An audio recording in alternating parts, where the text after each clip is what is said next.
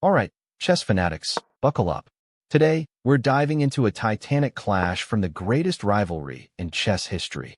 Anatoly Karpov versus Garry Kasparov. Picture it. 1987, the Cold War on the chessboard, two titans battling for supremacy. Every move was a declaration, every game a war, and this one, a true masterpiece of tension and resilience, ended in a hard-fought draw. Let's get into it. Karpov, with the white pieces, kicks things off with d4, a classic, solid opening.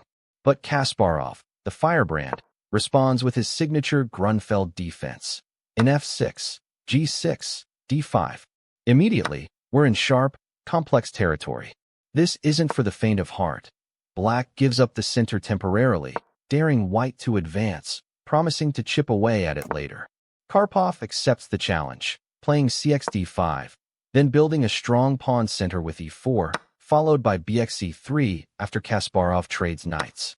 White has an imposing pawn mass, but black's pieces are ready to pounce on any weakness. Now, here's where things take a fascinating turn.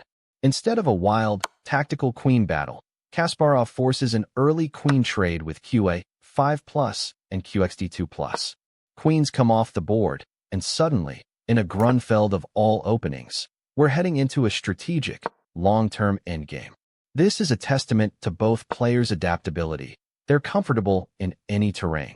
Karpov gets his king to safety, while Kasparov develops his pieces, constantly eyeing white's central pawns. The tension builds until Karpov unleashes a powerful pawn push, d5. He sacrifices a pawn, opening the position, creating a dangerous passed d-pawn, and injecting immediate life into his rooks and bishop. This is classic Karpov, precise, strategic, creating overwhelming pressure. His pieces spring to life. The bishop on e7, then b5, is eyeing Kasparov's kingside, and the passed pawn looks unstoppable. For a moment, it feels like Kasparov is on the ropes, forced to defend against this relentless onslaught. But you don't become world champion without incredible resilience, and Kasparov shows exactly why he's the beast from Baku. He defends with absolute precision. Every move is calculated, every piece maneuvered to create a fortress around his king and blockade that menacing d-pawn. He brings his rooks into play, creates counterplay on the queen side, and meticulously shuts down Karpov's initiative. We see trades, bishop for knight, then rook for rook, as the material starts to thin out. The game transitions into a complex rook and pawn endgame. Karpov's passed pawn is still there, but it's isolated, and Kasparov's king is surprisingly active. Karpov tries to create play with g4, h4, trying to break through on the king side, but Kasparov's defense holds firm. He's not just defending, he's actively seeking simplification. And then, the final sequence, a series of forced trades, culminating in rxf2. The last major pieces come off the board, leaving a completely symmetrical, unplayable rook and pawn endgame. With nothing left to fight for, the handshake happens, and the game is declared a draw.